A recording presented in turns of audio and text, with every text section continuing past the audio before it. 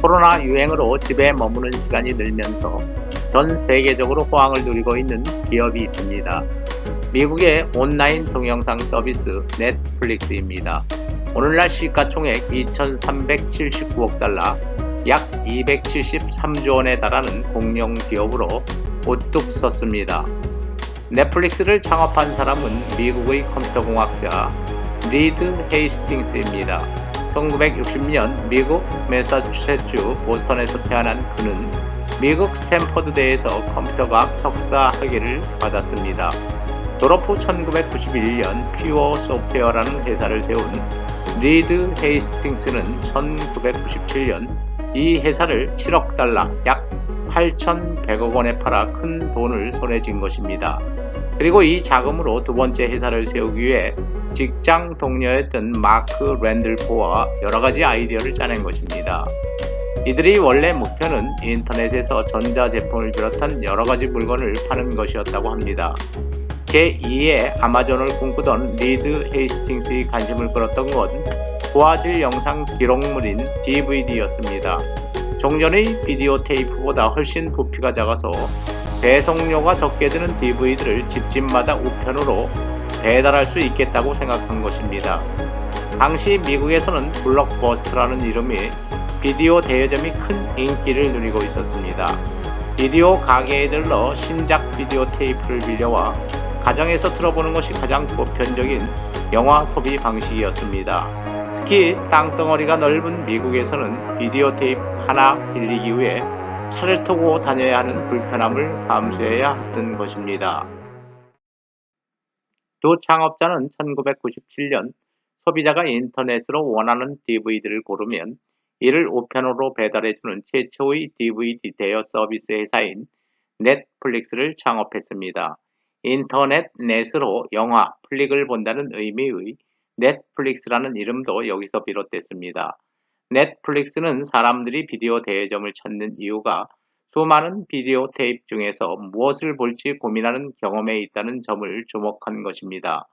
인터넷에 다양한 영화 목록을 알아보기 쉽게 보여주고 그 콘텐츠에 대해 제대로 소개만 해주면 굳이 비디오 대여점을 찾을 필요가 없을 거라는 생각이 들었던 것입니다.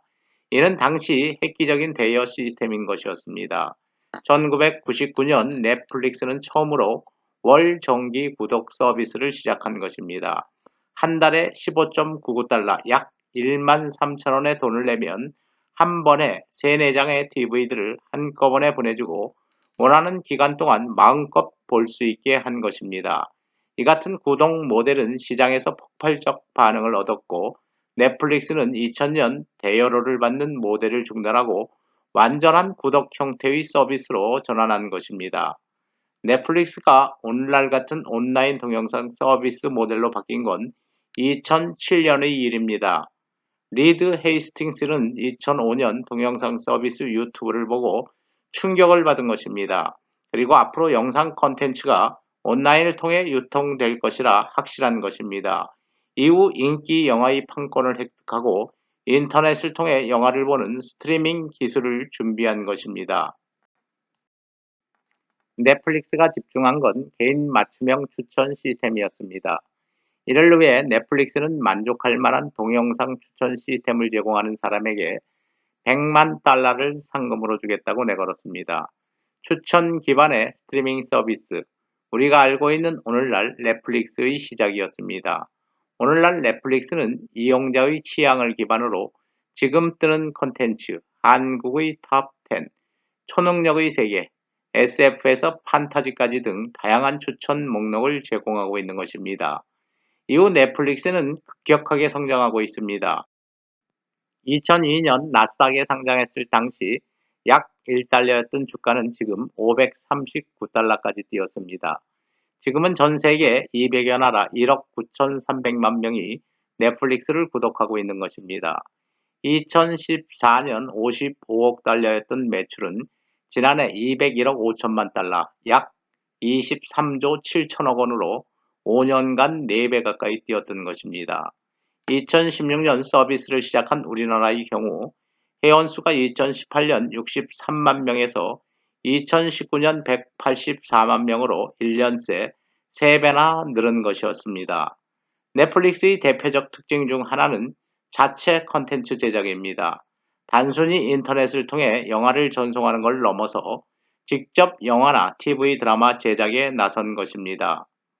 오직 넷플릭스에서만 볼 수 있는 컨텐츠가 늘어나야 궁극적인 경쟁력을 가질 수 있을 거라는 계산이었습니다. 넷플릭스는 개별 시장에 알맞는 자체 컨텐츠 제작을 크게 늘렸고 이를 전 세계에 유통하면서 영향력을 높인 것입니다. 우리나라 봉준호 감독의 영화 옥자도 극장이 아니라 넷플릭스에서 개봉했고 조선시대 좀비를 소재로 한 공포물 킹덤도 국내에서 큰 화제를 모았습니다. 언제 어디서나 동영상을 즐기는 문화를 만든 넷플릭스가 앞으로 어떤 길을 갈지 모두가 주목하고 있는 것입니다.